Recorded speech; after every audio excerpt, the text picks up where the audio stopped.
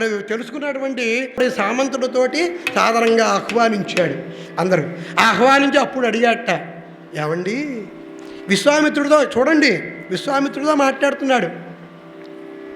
అంత అందమైనటువంటి వాడు. ఒక్క విషయం చెప్తా, మామూలుగా అందమైనటువంటి అమ్మాయి ఉంటే చాలామంది అబ్బాయిలు పెళ్లి చేసుకుందాం అనుకుంటారు.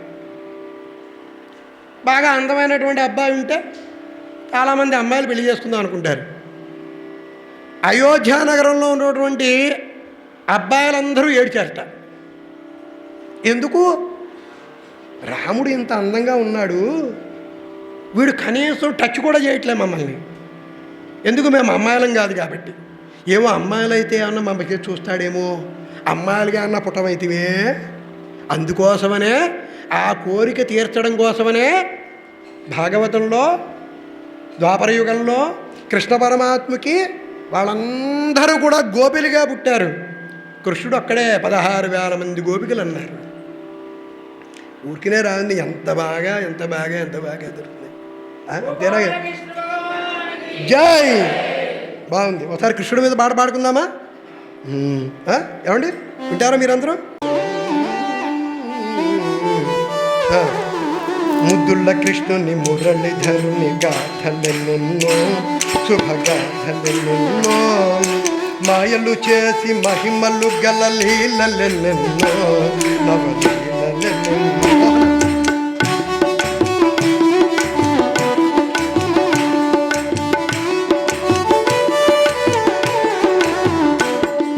శ్రవణాష్టమి నడి రాత్రి స్వామి జనించే, జగమెల్ల హసించే, నందనందనుడై రేపల్లియలోన చెరించే, యశోదమ్మ తరించే.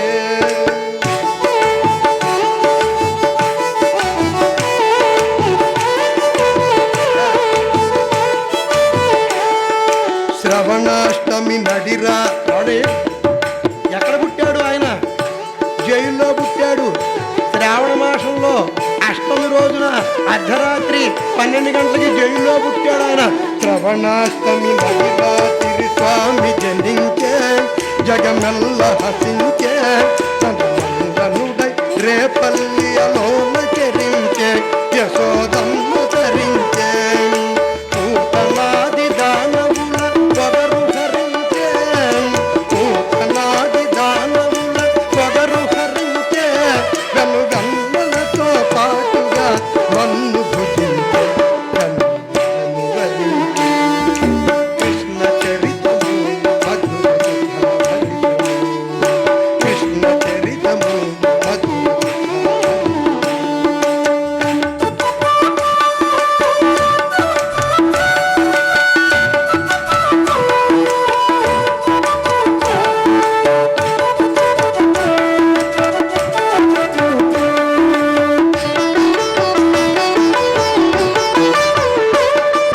కాళీయుని పడగలపై కేళి కట్టించే, ముని కోటి భజించే,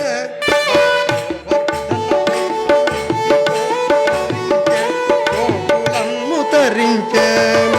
కాళీయుని పడగలపై కేళి కట్టించే, ముని కోటి భజించే, కోట ధరించే, గోకులమ్ము తరించే. మోహనము వేణుమోది మోహము కంచే. ఆ ఆ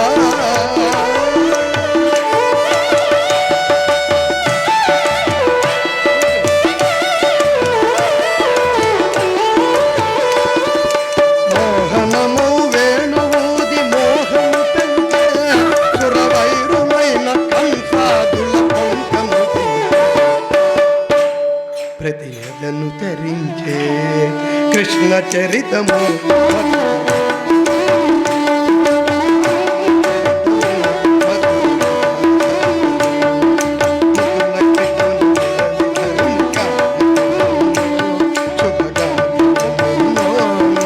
మాయలు చేసి మహిమలు గల లీలలెన్నెన్నో,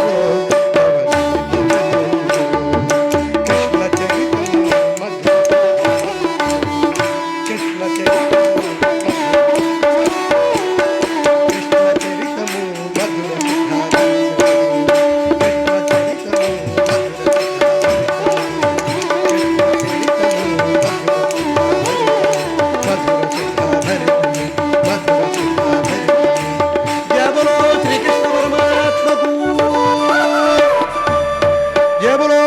సత్యభామలకు. ఏమండోయ్ వాళ్ళు తక్కువ వాళ్ళేం కాదు, మా ఆయన్నే తలుచుకుంటావయ్యా పోన్లే అంటది ఆవిడ. ఈయనకే పిల్లనిగో ఎదుగుండి కూర్చుంటాడు. మనకి ఎవరు కావాలంటే చూసేది ఎవరు? అమ్మ కాదు. హరికథ గానము, హరికథ కాలక్షేపము. కాలము అంటే పాపము, పాపాన్ని పోగొట్టేటువంటిది హరికథ కాలక్షేపం. మనం హరిని గురించే మాట్లాడుకుందాం, సినిమా పాటల గురించి అస్సలు వెళ్ళద్దు మనం. మీరు నన్ను గమనించే ఉంటారు, ఒక సినిమా పాట కూడా పాడను నేను. పాడదామని ప్రయత్నం చేశా, భగవంతుడు పాడనివ్వలేదు. అంతే, ఒకటి ప్రయత్నం చేశా, పాడనివ్వలేదు అంతే. ఎందుకు మనకు అక్కర్లేదు.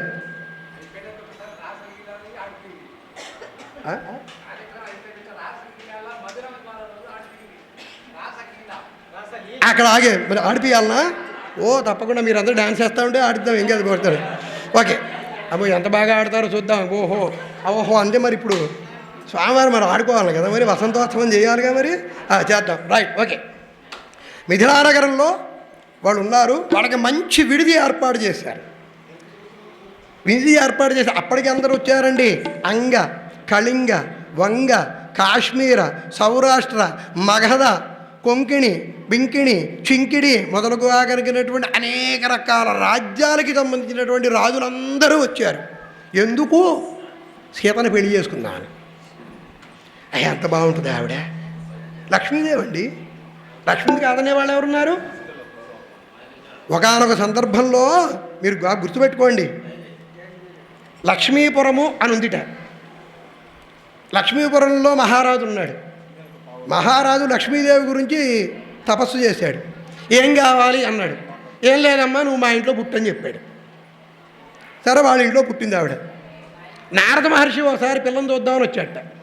చూసి అనుకున్నట్ట ఈవిడ లక్ష్మీదేవి కదా, కాబట్టి హరిని తప్ప ఇంకెవరిని వివాహం చేసుకోదు, కాబట్టి నేను కూడా హరి అయితే ఈ అమ్మాయి నన్ను పెళ్లి చేసుకుంటుందేమో అనుకున్నట్ట నారదుడు.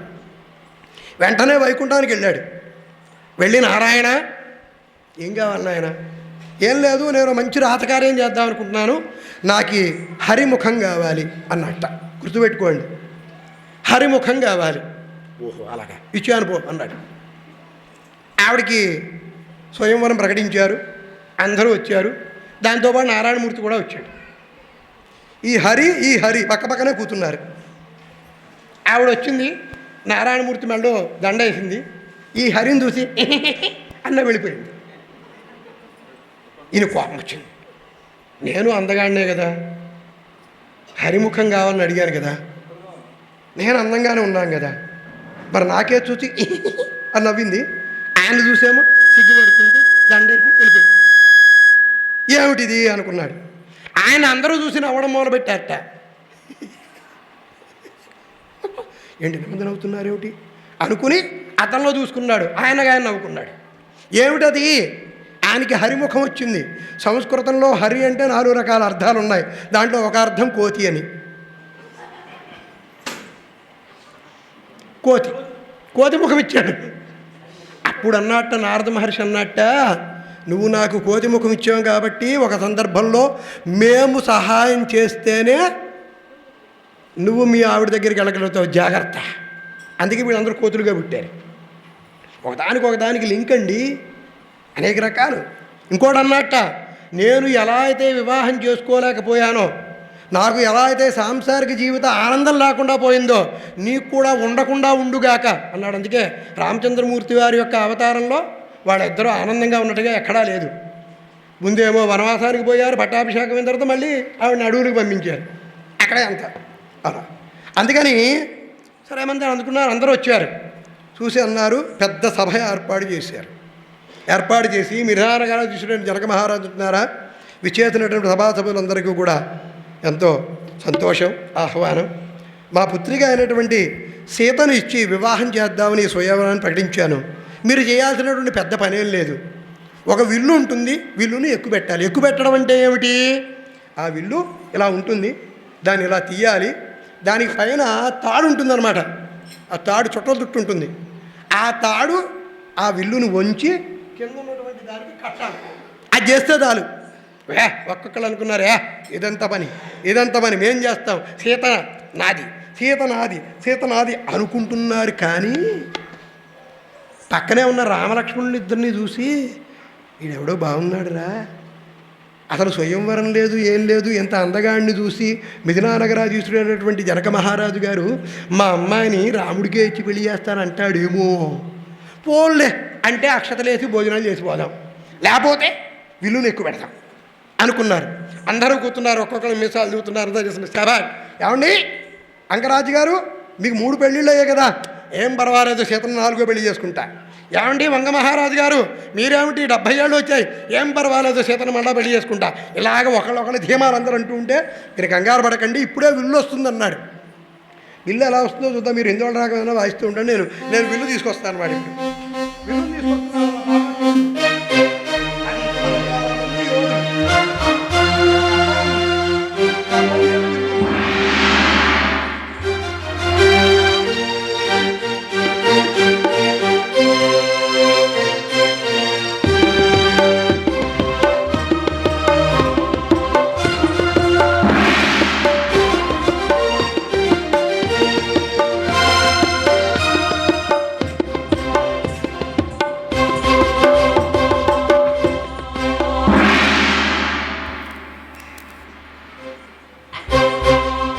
నేను పడిపోలేదండి, వాళ్ళు పడిపోయారు. మొత్తానికి తీసుకొచ్చారు. ఇది చూసిన తర్వాత వంగ మహారాజు గారు అన్నారట, ఏమండి కళింగరాజు గారు, నిన్ననే జాతకం చూపించుకున్నా, 3వ పెళ్ళి వద్దని చెప్పారు, వస్తే మోకాళ్ళ నొప్పులు వస్తాయట నాకు. అలాగా ఏమండి కళింగరాజు గారు, మీ పరిస్థితి ఏమిటి? ఏం లేదండి, సీత నాకు వేలువిడిచిన మేనత్త గారి యొక్క వేలువిడిచిన మేనమావ గారి యొక్క సంబంధం చూసుకుంటే నాకు చెల్లెలు వరుస అవుతుందండి. అలాగా ఇంకొక ఆయన, ఏమండి కొంకణీ రాజు గారు, మీరేమిటి? అబ్బే నాకు మనవరాలు అవుతుందండి, మనవరాలు పెళ్లి చూద్దామని వచ్చా. ఎందుకు? చేతకాక. అయినప్పటికీ ఒకళ్ళిద్దరు ప్రయత్నం చేశారు. ఇది వార్త విన్నటువంటి రావణాసురుడు తన యొక్క 20 చేతులతోటి 10 తలకాయలతోటి వచ్చి కైలాసగిరి పర్వతాన్ని ఎత్తేసా. దీన్ని ఇదో లెక్క నాకు అనుకున్నాడు. అనుకుని ఎత్తబోయాడు. 2 చేతులు దాని కిందకి ఇరుక్కుపోయాయి. గిలగిలగిలగిలగిలగిలగిలగిల అనుకుంటున్నాడు. వెంటనే విశ్వామిత్రుడు వారు చూడండి, సైగ ఎంత ఉంటుందో చూడండి. విశ్వామిత్రుడు రాము వంక చూసి అన్నట్ట. మీరందరూ బాగా నన్ను గమనిస్తే ఒక చిన్న స్టోరీ చెప్తా.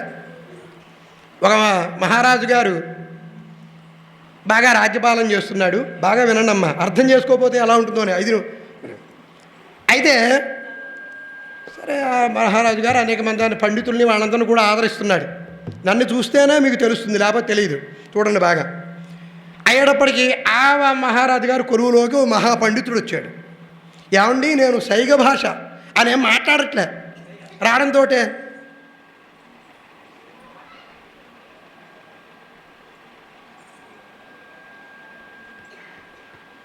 అంటున్నాడు, ఏంటి మాట్లాడట్లేదంటే, నేను సైగ భాష రాశానండి, ఈ భాషలో ఎవరైనా నాతో మాట్లాడగలిగితే పర్వాలేదు, నేను పేదవాడిని, లేకపోతే నాకేమన్నా గ్రాసం ఇవ్వండి, ఊరికినే తీసుకోవడం నాకు ఇష్టం లేదన్నాడు.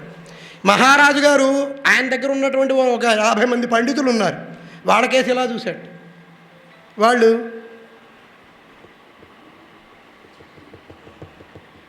అంటే ఏమి చేత కదని చూశారు వాళ్ళు.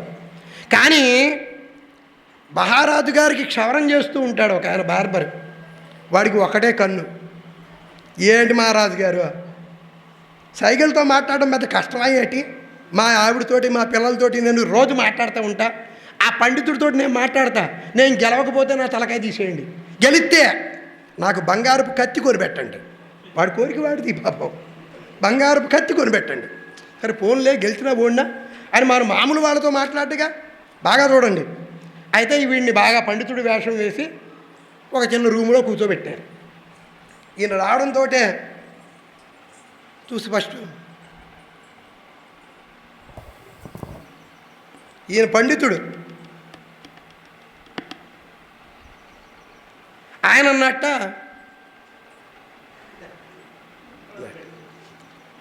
ఈ పండితుడు అన్నట్ట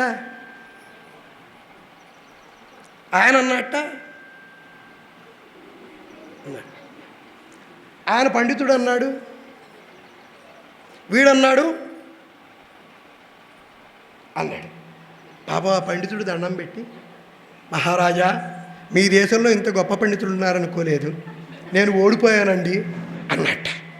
అయ్యి బాబు వీళ్ళు ఏం మాట్లాడుకున్నారు, ఏమిటి ఎవరికి అర్థం కాలేదు అని అనుకుని ముందు పండితుడికి ఎలాగ సన్మానం చేద్దామని పండితుడిని పక్కకి పిలిస్తే, ఏమి లేదు మహారాజా, వీడు లోపల అంటున్నాడు. వాడిని నలుగురు పట్టుకున్నారు వాడిని. ఈయన అన్నాడు, ఏమి లేదు స్వామి, నేను పండితుడి దగ్గరికి వెళ్ళి ఏకో నారాయణ హరిహి భగవంతుడు ఒక్కడే అన్నాను. పాపం ఆయన శివకేశవులు ఇద్దరు అన్నాడు. నేనేమో బ్రహ్మ విష్ణు మహేశ్వరులు ముగ్గురు అన్నాను. ఆయన చతుర్వేదాలు 4 అన్నాడు. నేను పంచభూతాలు 5 అన్నాను. ఆయన అన్నీ కలిస్తేనే విశ్వం అన్నాడండి. అటువంటి మహానుభావుడితో నేను మాట్లాడలేకపోయానండి అన్నాడు. జై. ఆయన సన్మానించి పంపించారు. వీడు రూములో కారాలు మిరియాలు నూరుతున్నాడు. ఎక్కడ ఆ గడ్డమైన అక్కడ వాడిని పొడి చేస్తా, నరికేస్తా, పిండేస్తా. ఒరే ఆగరా, నువ్వే మాట్లాడేవరా యాండే మహారాజా ఫోన్లే పండితుడు కదా అని చెప్పి నేను దండం పెట్టాను. ఒర్రే నీకు ఒక్కటే కన్నుందిరా, నీ కంట్లో పొడుస్తా అన్నాడు. నేనన్నాను నీకు 2 కళ్ళు ఉన్నాయి కదా, 2 కళ్ళతో పొడుస్తా అన్నాను నేను. నువ్వేమో 3 నామాలు పెట్టుకున్నావు అని అన్నాడు నన్ను. నేను మధ్యలో బొట్టు కూడా పెట్టావు కదా అని 4 చూపించాను. ఆయన సరుత్తా అన్నాడు, నేను గుద్దుతా అన్నాను, పారిపోయాడండి. అది అర్థం కాకపోతే ఇలానే ఉంటుంది, అర్థం కాకపోతే ఇలానే ఉంటుంది సైగ భాష, అంతేనా కదా. అందుకని ఒకళ్ళను ఒకళ్ళు అర్థం చేసుకోవాలి. వెంటనే విశ్వామిత్రుల వారు చక్కగా అంటే లక్ష్మణుడు లేచేట ముందర అన్నట్ట. రామచంద్రమూర్తి లేచి శివధనుసు చుట్టూరు చేసుకుంటూ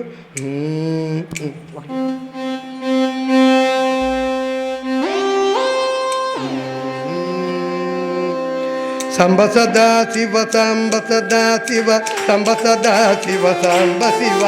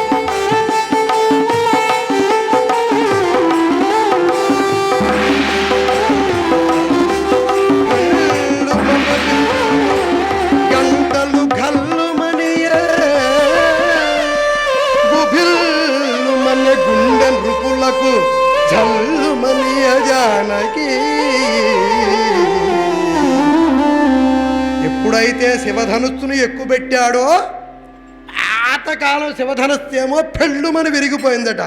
విరిగిపోవడంతో దానికి ఉన్నటువంటి గంటలన్నీ కూడా గడగడ గడగడ గడగడ గడగడ సౌండ్లన్నీ చేస్తూ ఉంటే అన్ని దిశలన్నీ కూడా భూతాలన్నీ కూడా అల్లకల్లోలం అయిపోయేంత శబ్దంగా వచ్చిందిట.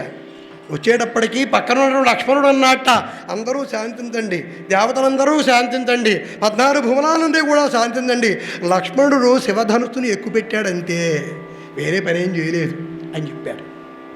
అలా శివధనుస్సుని ఎక్కుపెట్టినటువంటి రామచంద్రమూర్తి వెంటనే అందరూ జయ జయధ్వానాలు చూస్తూ ఉంటే అక్కడ చిన్న మాట, కన్నవారలెంత ధన్యులో. కన్నవారలెంత ధన్యులో, దీంట్లో రెండు అర్థాలు. ఆ దృశ్యాన్ని చూసిన వారు ఎంత ధన్యులో, రామచంద్రమూర్తిని కన్నవారలంత ధన్యులో. ఎంత భాగ్యమో చూడండి. పూర్వకాలంలో ఏమన్నా రాస్తే రెండు అర్థాలతో రాసేవారు. అలా వెంటనే అన్నాడు. వెంటనే జనక మహారాజు గారు సీతమ్మ వారిని తీసుకొచ్చి రామచంద్రమూర్తిని చూపించడంతో చాలామంది గుర్తుపెట్టుకోండి అమ్మా, సీతమ్మ వారు మెడలో దండ వేయిపోయిందిట. ఆయన ఏమిటి అని అడిగాడు ఆయన. ఇది రామచంద్రమూర్తి గురించి మనం తెలుసుకోవాల్సిన విషయం. అది ఏమిటి అన్నాడు. ఈవిడేం మాట్లాడలే, ఆవిడేం మాట్లాడుతుంది, సిగ్గుపడుతుంది. జనక మహారాజు అన్నట్ట, ఇది స్వయంవరం అయ్యా, స్వయంవరంలో నువ్వు మా కుమార్తెని గెలుచుకున్నావు, మా కుమార్తె నీకు ఇచ్చి వివాహం చేద్దాం అనుకుంటున్నాను. స్వయంవరం నియమాన్ని పాటిస్తూ పూలమాలను నీకు అలంకరించాలి. అబ్బాయి ఇవన్నీ నాకేం తెలియదు, మా గురువు గారు ఈ పని చెప్పాడు, నేను చేశా. ఈ వివాహాలు ఏమన్నా ఉంటే మా నాన్నగారితో మాట్లాడుకోండి, అది గొప్పతనం. అదే పూర్వకాలంలో ఈ రోజుల్లో అయితే 10th క్లాస్ చదువుతూ ఉంటే ఇంటికి ఒక అమ్మాయితో వస్తాడు, నాన్న ఏంటంటే మా క్లాస్మేట్. అలాగా ఇంటర్మీడియట్ చదువుతూ ఉంటే ఈవేళ స్టడీ అవర్స్ నోట్స్ రాసుకోవడానికి వచ్చింది అంటాడు. డిగ్రీ అయిపోయిన తర్వాత పూలదండలతో వచ్చి నాన్న మీ కోడలని చెప్తాడు. ఇప్పుడు ఏం చేస్తున్నారు, ఏం చేయలేము.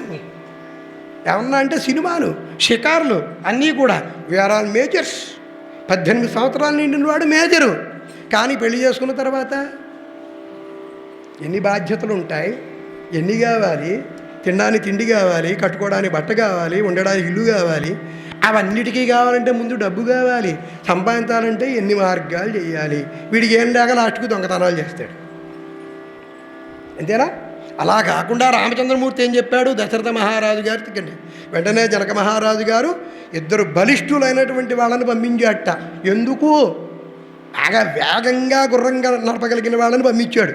ఎందుకు? తొందరగా రావాలి కాబట్టి. అప్పటికీ వాళ్ళు 7 రోజులు ప్రయాణం చేసి మిథిలా నగరాన్ని దగ్గర నుంచి అయోధ్య నగరానికి 7 రోజులు గుర్రం మీద ప్రయాణం చేసి వార్త చెప్పారు. అప్పుడు వాళ్ళందరూ మంత్రులు, సామంతులు అందరితోటి కూడా దశరథ మహారాజు అందరూ వచ్చారు, 3 రాలేదు. గుర్తుపెట్టుకోండి, సినిమాలో చూపించినట్టుగా లేదు. ఎవరు? కౌసల్య, సుమిత్ర, కైకేయి 3 పెళ్ళికి రాలేదు. ఎందుకు రాలేదు? రఘువంశంలో ఒక సాంప్రదాయం ఉంది, కుమారుడు పెళ్లి జరుగుతూ ఉంటే అమ్మ రాదు. ఆ కోరిక తీర్చుకోవడం కోసమే మళ్ళీ వెంకటేశ్వర స్వామి వారికి పెళ్లి చేసింది ఆవిడ. దాంట్లో చాలా చెప్తారు. ఆవిడ యశోదాదేవని, తర్వాత కృష్ణ పరమాత్ముని యొక్క ఇవన్నీ. ఇప్పుడు పెంచిందంతా యశోదాదేవి. 8 పెళ్ళిళ్ళు చేసుకున్నావురా నాయన, మరి పెళ్ళిళ్ళు చేసుకున్నావు, మనం ఒక్కరు కూడా చేయలేదంటే వెంకటేశ్వర స్వామి వారికి బహుళాదేవిలా పెళ్లి చేసింది ఆవిడ. అనేక రకాలు, ఒకదానికి అంత మంగళకరమైనటువంటి దాంట్లో మరి లక్ష్మణస్వామిని ఏం చేయాలి? జనక మహారాజు గారికి ఇంకో కుమార్తె ఉంది, ఊర్మిళాదేవి ఆవిడ పేరు. మరి భరత శత్రుఘ్నులు ఏం చేయాలి? వాళ్ళకి జనక మహారాజు గారి యొక్క సోదరుడికి 2 కుమార్తెలు, శృతకీర్తి, మాండలి అని 2. నలుగురికి కూడా ఇలా ఈ రోజున చైత్రశుద్ధ నవమి రోజున చక్కలా మిథిలా నగరంలో భూదేవంత పీట వేసి, ఆకాశవంత పందిరి వేసి, రామచంద్రమూర్తిని చక్కగా ఈ విధంగా రామభద్ర రార శ్రీరామచంద్ర రార రామభద్ర రార. మీరు డాన్స్ చేస్తూ ఉన్నారు, లేవండి. మీరు డాన్స్ చేసే పాట పాడతారు. ఎవరెవరు డాన్స్ చేస్తారు? లేవండి. ఎవరు డాన్స్ చేస్తూ ఉన్నారు? ఎవరు? మీరు కూడానా?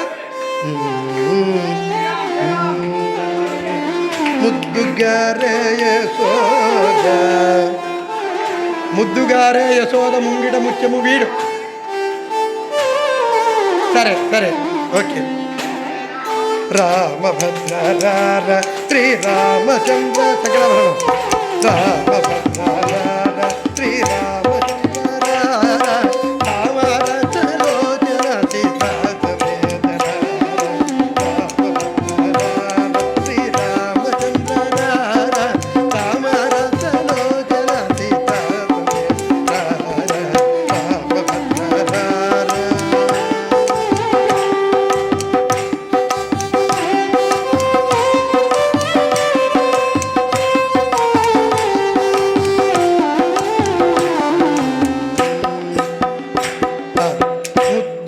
రే యశోద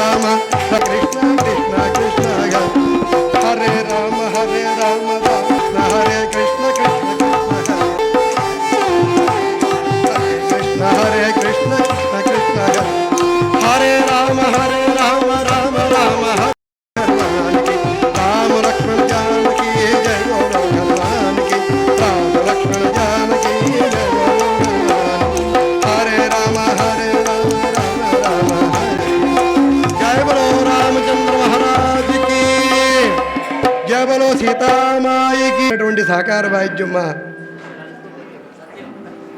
సత్యప్రసాద్ గారు, అలానే మా సతీష్ గారు, వారి ఇరువురికి ఒక్కసారి గట్టిగా కరతార్థులతో ఇచ్చి మంగళం పాడతాను. మంగళ హారతి తీసుకోండి చక్కగా.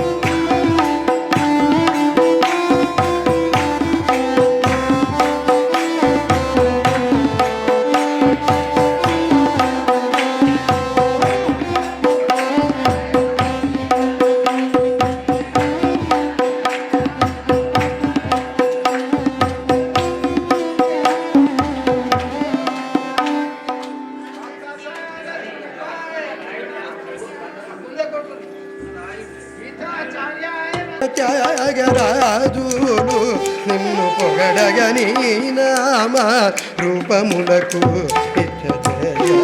మంగళం. మంగళం కోసలేంద్రాయ మహనీయ గుణాత్మనే చక్రవర్తి తనూజాయ సార్వభౌమాయ మంగళం. శ్రీకాంతాయ కళ్యాణ నిధయే నిధయేర్ధినాం శ్రీ వెంకట నివాసాయ శ్రీనివాసాయ మంగళము మంగళము. అందరూ సర్వే జనా సుఖినో భవంతు చెప్పండమ్మా. సర్వే జనా సుఖినో భవంతు, సమస్త సన్మంగళాని భవంతు, సమస్త సన్మంగళాని భవంతు, లోకా సమస్త సుఖినో భవంతు. జై శ్రీరామ్, జయ జయ శ్రీరామ్, జయ జయ జయ శ్రీరామ్. స్వస్తి.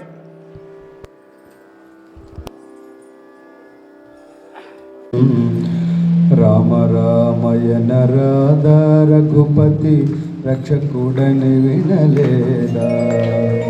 రామ రామయన రాధ రఘుపతి రక్షకుడని వినలేదా.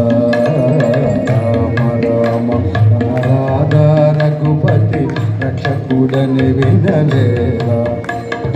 కామజనకుని కథ విను వారికి, కామజనకుని కథ విను వారికి, కామజనకుని కథ విను వారికి కైవల్యమే కదా. రామ రామయన రాధ రఘుపతి రక్షకుడని వినలేదా. సీతారామ రామయన రాధ రఘుపతి రక్షకుడని వినలేదా. ఆపద్బాంధవుడగు శ్రీరాముని ఆరాధింపగరాదా. ఆపద్బాంధవుడగు శ్రీరాముని ఆరాధింపగరాదా. పాపంబులు పరిహారమునర్చడి, పాపంబులు పరిహారమునర్చడి పాపంబులు పరిహారమునర్చడి పరమాత్ముడే కదా రామ రామయన రాధా రఘుపతి రక్షకుడని విడ